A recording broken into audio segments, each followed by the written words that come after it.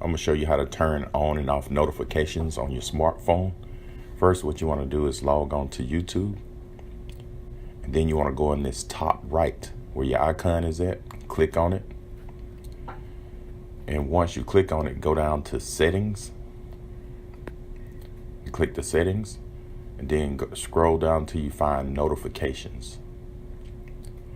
Right here, you click on that notification, and this is where you control all your settings. You could turn them on and off. The blue is they're on, and the white is it off. As you can see right here, I'm gonna turn it on and off. And then you can go to any of them and change them. Right now, when you see the blue, that means it's on. You can go right here. I'm gonna click one right here.